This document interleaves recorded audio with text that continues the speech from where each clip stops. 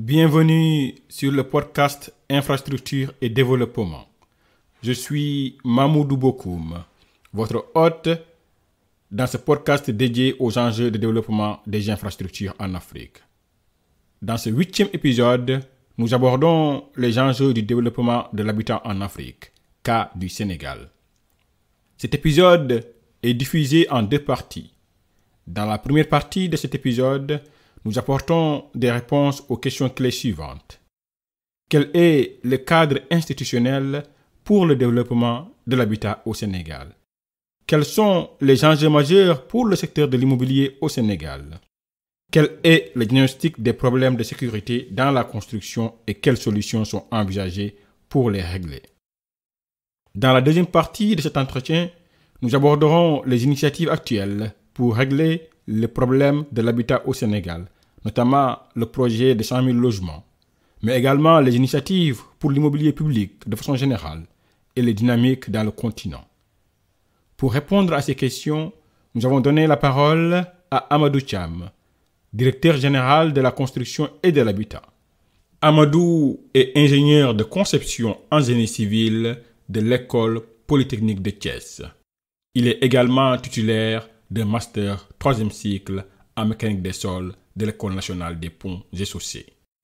Avant son poste actuel, il a été le coordonnateur du pôle de suivi des projets et réformes du plan Sénégal émergent et directeur technique de l'agence de gestion du patrimoine bâti de l'État, où il a aidé à structurer et développer les projets des sphères ministérielles et la Maison des Nations Unies à Diamniadio.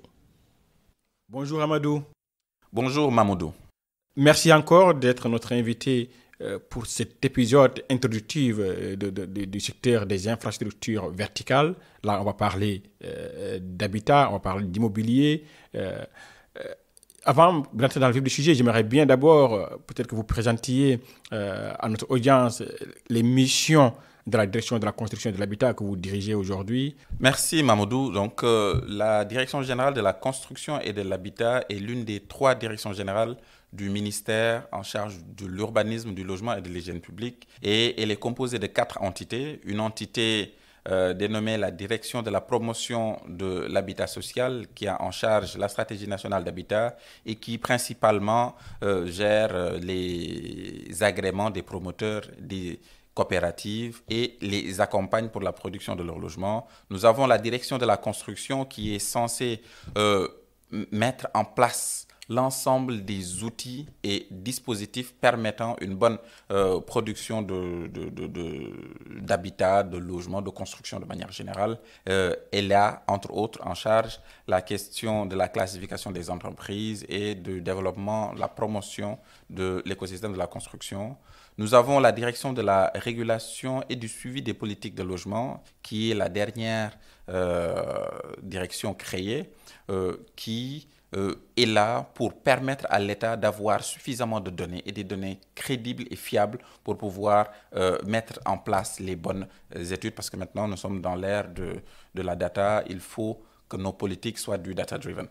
Et en dernier, nous avons l'inspection générale des bâtiments qui a la lourde tâche d'accompagner l'ensemble des privés et publics qui construisent au Sénégal afin qu'ils construisent en suivant les normes, afin qu'il n'y ait pas d'effondrement, qu'il n'y ait pas de difficultés pendant la construction ou bien pendant l'exploitation, parce que nous notons de plus en plus d'effondrements dans nos contrées.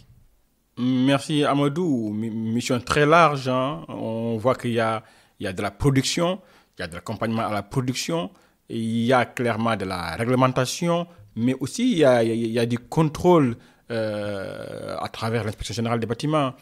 Donc enjeu majeur, parce que quand on a toutes ces missions-là, clairement on a quand même beaucoup de problèmes à régler, et on sait très bien que le secteur du bâtiment en Afrique en général, hein, c'est un grand enjeu. Aujourd'hui, détenir son logement pour un Africain n'est pas facile. Même pour aller en location, c'est encore une autre paire de manches.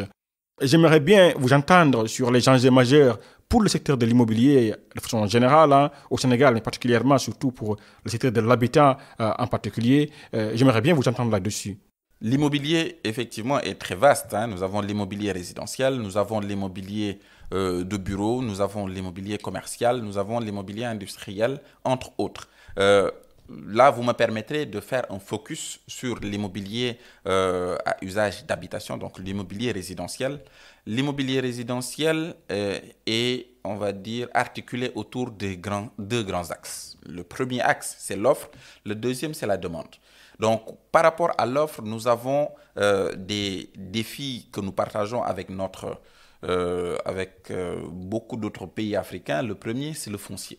Pourquoi je parle des pays africains et le foncier? C'est que nous avons une double application d'un régime du code de domaine de l'État et on a le droit coutumier qui malheureusement fait que la prise de possession parfois dans nos projets peut être compliquée, mais nous allons plutôt nous appesantir sur les procédures administratives qui peuvent parfois être très longues. Un projet qui est formulé à une date de début et une date de fin, étant entendu que d'habitude, c'est adossé à un financement. Donc, si par malheur, les procédures administratives nous prennent 5 ans ou prennent 10 ans, soit la conjoncture économique fait que le projet n'est plus rentable, ou tout simplement l'investisseur, qu'il soit national ou international, se décourage et va faire autre chose. Donc la première chose, le premier défi, le premier enjeu au niveau de l'offre, c'est le foncier et donc un foncier titré et sécurisé. Donc ça, c'est notre principal cheval de bataille. Le deuxième, c'est l'aménagement. Nous avons de plus en plus des villes qui, malheureusement, si elles ne sont pas bien maîtrisées, s'étalent. Et donc, l'étalement urbain entraîne des enjeux d'aménagement qui ne peuvent être supportés par nos États. Donc, la question de l'aménagement aussi est un enjeu fondamental parce que l'ensemble des services urbains doivent être mis à la disposition de tout un chacun. Donc, la question de l'aménagement urbain est malheureusement très souvent délaissée dans nos systèmes. Et aujourd'hui, avec l'immobilier résidentiel, nous sommes en train de voir comment intégrer cet enjeu-là dès le départ, dès la planification, avec notamment la mise en place d'acteurs dédiés, des aménageurs publics dédiés. Maintenant, toujours dans l'offre, nous avons vraiment la question fondamentale sur laquelle les privés ont la part belle, c'est la question de la production. Donc, sur la production, le premier enjeu que nous avons, c'est un enjeu de financement. Nous avons des financements qui ne sont pas adaptés. Pour vous dire, nous avons des taux qui avoisinent les 10% pour formuler un projet, le dérouler, étant entendu que cela ne devrait pas être le cas, parce que les taux que nous avons dans les pays occidentaux sont beaucoup plus faibles et c'est de l'argent qui n'est pas difficile à mobiliser, étant entendu que c'est pour des durées inférieures à 2 ans très souvent et qui peuvent se faire en revolving. Donc, le premier point, c'est que nous avons des financements qui ne sont pas du tout adaptés pour la production. Le deuxième, nous avons des matériaux qui sont pour la plupart importés et qui sont de plus en plus rares. Rares pour les matériaux qui sont locaux, rares aussi parce que les enjeux internationaux font que les approvisionnements, les lignes d'approvisionnement sont de plus en plus coupées et nous avons de plus en plus des impacts dus à des conflits étrangers. Et maintenant, le troisième point, c'est la main-d'œuvre. De plus en plus, on va dire, d'acteurs du secteur n'ont pas les qualifications pour faire le travail qu'on leur demande de faire. Donc, on a une main-d'œuvre qui doit être suffisamment formés pour pouvoir faire face aux enjeux que nous avons dans le secteur. Et maintenant, le quatrième, qui est dans une certaine mesure, je dis souvent, c'est comme l'œuf et la poule, on a une demande solvable qui est au niveau des standings moyens à moyens luxe et super luxe. Ce qui fait que, par exemple, si on prend les chiffres du dernier recensement, nous avons 49,3% de la production qui est au niveau du moyen standing, 38% qui est au niveau du luxe et 0,7% qui est au niveau du super luxe. Nous n'avons que 12% qui est au niveau du social. Qu'est-ce que cela veut dire? Cela veut dire que lorsque le promoteur veut produire, il cherche à vendre. Donc, il va vers les gens qui sont tout de suite solvables et malheureusement, ce n'est pas en adéquation avec notre structure économique. Et donc, nous avons toujours une frange de la population qui est déjà logée, qui arrive à avoir des produits et une grande masse de la population qui n'arrive pas à avoir ces produits-là. Et à côté toujours de cette production, nous avons une production informelle, à savoir l'autoconstruction. Pour juste rappeler les chiffres, au Sénégal, nous produisons environ 5000 unités d'habitation. Et sur ces 5000 unités d'habitation-là, nous avons en face un stock de plus de 300 000 demandeurs.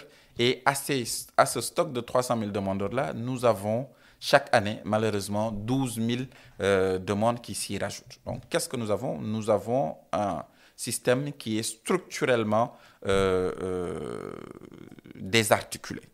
Structurellement désarticulé dans la mesure où notre stock va continuer à se creuser, étant entendu qu'on ne produit pas assez et on ne cible pas la vraie, on va dire, la grande masse.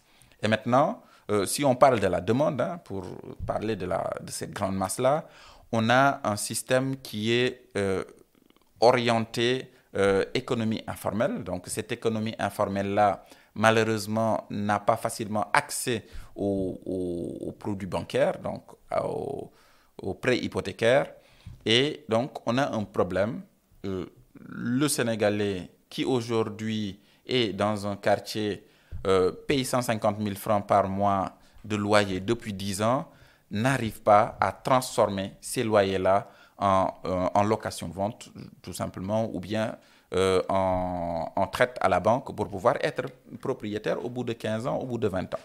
Donc, il y a une vraie question de solvabilisation, de mise en place d'outils de garantie pour permettre à ces Sénégalais qui ont la capacité de payer, de pouvoir avoir accès aux produits hypothécaires ou bien en tout cas un système bancaire, un système de financement qui leur permet d'acquérir un bien. Et le dernier, qui est plutôt maintenant macro, c'est la question de la donnée. Nous avons un système qui est un système productif, un système qui doit attirer des investisseurs, mais ces investisseurs-là doivent bénéficier de données et d'informations fiables. Nous sommes en train aussi de travailler sur ces questions-là parce qu'aujourd'hui, comme je disais tout à l'heure, tout est question de data, tout est question d'information. Donc, on a, à côté de la bonne information, de la data, nous avons la question de la sécurité et de la qualité de la construction. Tout à l'heure, j'ai parlé de l'autoconstruction qui, aujourd'hui, prend de plus en plus une place dans la masse de produits que nous mettons à disposition du système.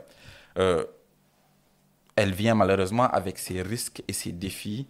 Et aujourd'hui, l'État est en train de voir comment accompagner ces producteurs qui, quel que soit Alpha, que l'État vienne ou pas, que le promoteur public ou privé vienne, ils vont essayer de mettre à disposition de leur famille un bien. Nous voulons que ce bien qu'ils mettent à leur famille puisse être un bien durable. Merci Amadou, j'entends bien. On a des problèmes aujourd'hui du côté offre, mais également un problème également, on va dire, du côté demande. Au niveau de l'offre aujourd'hui, particulièrement, on a des enjeux fonciers et je pense qu'il y a eu beaucoup de réformes qui ont été tentées et qui n'ont pas encore, on va dire, été finalisées.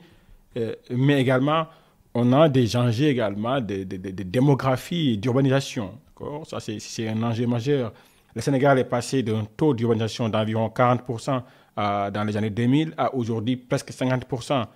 Donc clairement, toute cette demande-là, effectivement, il faudrait essayer de la trouver des solutions.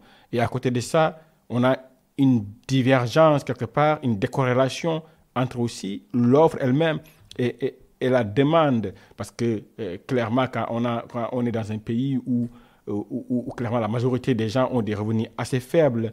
On sait qu'au Sénégal, sur des chiffres récents, qu'aujourd'hui, 20% des plus riches concentrent 46%, on va dire, de l'ensemble des revenus du pays. Et les 20% dont les revenus sont les plus faibles se partagent seulement 6%. Donc clairement, aujourd'hui, on a effectivement une grande inégalité. Et si on a une offre effectivement qui est orientée seulement sur les gens qui ont des revenus un peu plus importants, forcément, donc on ne va pas régler le problème du logement dans le pays. Et vous avez parlé également du problème d'accès au financement. C'est très intéressant, on va sûrement y aller un peu plus loin. Mais juste peut-être sur les coûts dont vous avez parlé, j'aimerais bien profiter de l'actualité aujourd'hui qui fait que les coûts quand même ont grimpé et d'une part à cause de la crise du Covid, mais également à cause également de la guerre en Ukraine. Aujourd'hui, est-ce que vous pouvez rapidement nous balayer un peu comment ces crises-là aujourd'hui impactent le secteur de l'économie sur les prix au niveau du secteur? Effectivement, malheureusement, le fait d'être dans un marché globalisé a ses avantages et quand il y a des soubresauts, a aussi son lot d'inconvénients. Donc, cette crise, la crise du Covid d'abord, hein, qui a impacté, paralysé le monde les 2 dernières années et on continue à ressentir les contre-coups de cette crise, a malheureusement entraîné la fermeture d'abord d'un certain nombre d'usines à l'échelle mondiale et aussi a, on va dire, entraîné un certain nombre de retards dans nos projets, retards dans la mesure où l'ensemble de nos produits, de nos matériaux étant importés dans les grandes fabriques mondiales, hein, donc, pour ne pas citer la Chine, les conteneurs préféraient aller dans certains pays que chez nous. Donc, pour pouvoir les attirer, il fallait augmenter sensiblement, on va dire, le coût du fret maritime hein, pour pouvoir continuer à faire fonctionner notre système. Donc, qu'est-ce que ces conflits-là, de manière générale, hein, ont entraîné? La première chose, c'est un phénomène de rareté qui a entraîné une augmentation des coûts de production, qui a entraîné aussi une augmentation des coûts de transport et, in fine aussi, qui a rallongé les délais. Et qui parle de projet, qui parle de rallonge de délai, parle aussi d'augmentation des frais financiers. Donc, d'un point de vue, on va dire, en résumé, c'est une explosion de nos enveloppes, on va dire, de projets que nous notons quasiment sur toute la chaîne de valeur. Merci Amadou. Et c'est clair et net que si effectivement les prix augmentent, forcément ça va quelque part impacter la demande parce que les gens, effectivement, par rapport à leurs revenus qui n'ont pas, eux, forcément augmenté autant, ils vont avoir du mal à s'offrir le luxe de payer à ces prix-là. J'imagine que d'un côté, l'État sûrement va imaginer des solutions pour accompagner les populations dans cette situation. Mais juste peut-être pour continuer toujours dans ces enjeux-là, vous avez parlé de quelque chose qui est très intéressant et qui est peut-être à l'actualité aussi, l'enjeu de sécurité. On sait qu'une des missions de votre direction est de contrôler la qualité et la sécurité des constructions. Aujourd'hui, on a eu quand même pas mal de problèmes d'un côté du point de vue qualité. On a vu effectivement des bâtiments qui s'effondrent. Il y a une année, l'année dernière, où un cas à Bel-Air avait fait par exemple 6 morts. On a eu des problèmes de sécurité. Bon, on parle de sécurité d'incendie récemment à Tivaouane, où on a eu effectivement 11 ou 17 bébés qui sont décédés. Les informations varient un peu. Mais voilà, c'est vraiment des problèmes très compliqués. Je ne sais pas quel est votre diagnostic de ces situations-là et concrètement, qu'est-ce que vous voyez aujourd'hui comme solution pour aider à résoudre ces problèmes qui sont quand même récurrents? Tout d'abord, vous me permettrez de m'incliner devant la mémoire de nos compatriotes qui ont perdu la vie dans les effondrements et tout récemment les 11 nourrissons qui ont perdu la vie dans l'incendie de l'hôpital de Tivaouane. Ce sont des moments très tristes et qui doivent nous pousser à plus d'introspection, certes, mais surtout à plus de rigueur. Parce que qui parle de construction parle de responsabilité, et la responsabilité, elle est d'abord individuelle. C'est au niveau du maître d'ouvrage que l'ensemble des dispositions doivent être prises avant que l'État ne vienne faire l'inspection et le contrôle. Maintenant, concrètement, nous pouvons parler de ce que l'État est en train de faire dans ce secteur-là. Pour les effondrements principalement, une étude a été réalisée avec l'ensemble des acteurs du bâtiment, que ce soit l'administration, que ce soit le secteur public, privé, que ce soit les forces de sécurité, notamment la Brigade nationale des sapeurs-pompiers et la direction de la protection civile, et le secteur universitaire, pour identifier les causes de ces effondrements. Le rapport disponible, soumis à l'autorité et entériné, est notre bréviaire actuellement pour les prochaines années. Nous nous sommes donné 5 ans pour pouvoir remettre en place un certain nombre de choses. Donc concrètement, une des causes majeures était l'absence d'études de sol. Nous ne pouvons pas imaginer qu'une personne puisse venir travailler sur un sol, mettre un bâtiment avec le poids de ce bâtiment-là, sans pour autant se rendre compte que est-ce que ce bâtiment-là peut valablement être fondé sur ce sol-là. Nous ne savons pas les caractéristiques du sol, nous ne savons pas est-ce que c'est de l'argile, est-ce que c'est du sable, etc., etc. Et tout cela a un impact. Donc, nous avons, dans la révision récente du Code de la construction, intégré de nouvelles clauses, notamment l'autorisation aussi d'ouverture de fouilles, mais aussi l'obligation de faire des études géotechniques pour certains types de bâtiments. J'ai parlé donc tout à l'heure des études géotechniques qui vont être obligatoires lors de l'adoption du prochain code, mais il y a la question aussi de l'ouverture des fouilles. Pourquoi ouverture des fouilles? On s'est rendu compte que maintenant, si vous prenez Dakar, on a une gentrification. Ça veut dire quoi? Ça veut dire que des quartiers, si vous prenez, vous vous baladez un peu dans Point E, vous allez voir, avant c'était des bungalows. Ces bungalows maintenant sont transformés en des R+7, R+8, R+10. Si toutefois un minimum de précautions ne sont pas prises, lorsque nous faisons les fondations ou bien les fouilles ou bien même les sous-sols, parce qu'il y a aussi un vrai problème de parking, à côté, dès que nous creusons à 6 mètres, 8 mètres, 9 mètres, nous allons malheureusement créer des phénomènes d'instabilité pour les bâtiments à côté. Donc, c'est pour cela, pour pouvoir nous assurer que, à un moment, vous avez eu votre autorisation de construire, vous n'aviez pas démarré. Le jour où vous vous décidez à démarrer le travail, nous devons venir vérifier que vous avez l'ensemble des études structurelles, les études géotechniques pour pouvoir maintenant ouvrir les fouilles et démarrer vos travaux.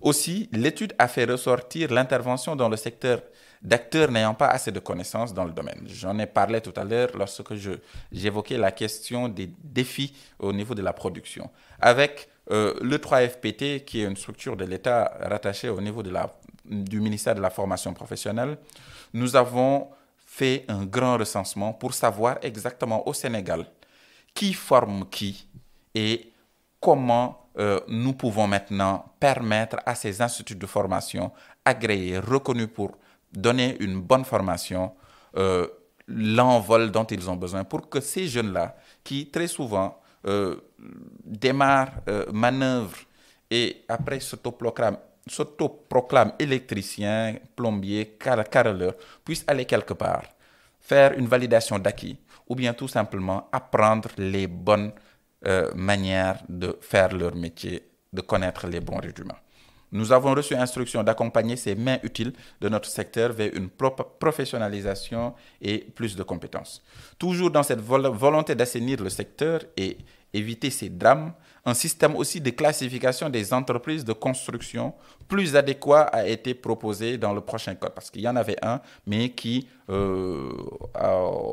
à l'évaluation, les 5 dernières années, n'a pas vraiment prospéré. Et pour finir, des moyens matériels, humains, financiers conséquents ont été demandés à l'État et sont en cours d'être mis en place pour couvrir un maximum de terrain, mais surtout un système de sanctions aussi approprié a été proposé dans le prochain code, parce que nous ne pouvons pas continuer à laisser une certaine forme d'anarchie dans ce secteur. Les contrevenants feront face à l'État, feront face à la loi, parce que on parle de vies humaines qui sont perdues malheureusement très souvent. Merci Amadou. J'entends réguler, c'est clair net, il faut vraiment réguler le secteur pour essayer un peu de remettre les choses sur les rails, donc assainir le secteur. Il faudra former les gens, c'est important effectivement pour s'assurer qu'on arrive à avoir les personnes qu'il faut, qui réalisent les infrastructures qu'il faut. Il faut accompagner, il faut sensibiliser. Maintenant, je vois que toutes ces solutions-là viennent régler effectivement les problèmes du futur. Mais j'ai envie de me demander qu'est-ce qu'on fait pour le passé. Aujourd'hui, les bâtiments qui sont ici, donc certains aujourd'hui doutent qu'il y a les minimums de sécurité au niveau de ces bâtiments-là. Qu'est-ce qui pourrait être entrepris quelque part pour aider un peu à régler les problèmes qui ont été hérités, peut-être même de vous, je veux dire de ce régime, mais qui sont une réalité en tout cas dans le pays et il faut trouver une solution. Effectivement, c'est une excellente question dans la mesure où, lors de notre étude, on s'est aussi posé cette question. On s'est dit, effectivement, nous sommes en train de prévenir, ce qui est très bien. Maintenant, il y a déjà un passif qui est là, ou bien un actif, c'est selon. L'exemple que je pourrais vous donner, c'est le cas de la Médina. La Médina est une ville, on va dire une commune qui est proche du plateau et qui regorge aujourd'hui de la plus forte densité de bâtiments vétustes. Ce qu'on a fait, on a signé une convention, donc nous, ministère, à travers l'inspection générale des bâtiments et la mairie, et nous avons procédé à l'inventaire de l'ensemble des bâtiments vétustes. Ces bâtiments vétustes-là ont été caractérisés on va dire, en termes de risque. Donc, les bâtiments pour lesquels on est certain qu'ils peuvent encore avoir un certain nombre d'années ont été mis au vert et nous avons identifié des bâtiments pour lesquels nous avons déjà émis les actes de péril pour que ces bâtiments soient évacués et que ces bâtiments-là soient démolis. D'abord par le propriétaire. Si l'on n'a pas les moyens, la commune monte au créneau et après présente la facture malheureusement au propriétaire. Et maintenant, si la commune aussi elle est défaillante, l'autorité administrative, à savoir le sous-préfet, le préfet, voire le gouverneur, doivent prendre les mesures pour pouvoir éviter qu'un drame se produise. Donc aujourd'hui, on est dans une volonté réelle de cartographier ces zones à risque. Maintenant, comme vous le savez, nous n'avons pas les moyens de le faire d'une traite à l'échelle de tout le pays, mais nous avons identifié les quartiers où on a une forte densité et nous avons démarré avec eux. Ensuite, nous allons passer à Guédiawaye, nous allons passer aux parcelles Zasseni, nous allons passer à Saint-Louis. Une mission revient de Saint-Louis où un très bon travail aussi a été fait dans ce sens-là et l'ensemble de ces actes de péril-là ont été proposés aux autorités administratives pour que les mesures idoines urgentes soient prises tout de suite. Merci Amadou, c'est très important, identifier les risques, les catégoriser, pour essayer effectivement d'identifier les actions nécessaires pour faire face à ces risques-là. Et certainement, pour tous ces bâtiments-là, je dirais, ces infrastructures économiques qui sont gérées par l'État, il y a besoin d'améliorer la gestion de façon générale, le management de ces actifs-là. Il faudra trouver des solutions pour éviter tous les problèmes qu'on a. Ceci met fin à la première partie de cet épisode. Nous nous retrouvons dans 2 semaines pour la deuxième et dernière partie, toujours avec notre invité Amadou Thiam, directeur général de la construction et de l'habitat. Le développement de l'Afrique passera inévitablement par le développement d'infrastructures qui favorisent une croissance économique durable et inclusive, une économie du bien-être. Ceci fait du développement des infrastructures une affaire pour tous, une affaire de tous. Merci beaucoup d'avoir écouté cet épisode du podcast Infrastructure et Développement. Ceci est un cadre d'échange pour vous. Partagez-le autour de vous et n'hésitez pas à nous laisser des commentaires pour nous faire part de votre appréciation et de vos suggestions d'amélioration. À très bientôt pour un autre épisode.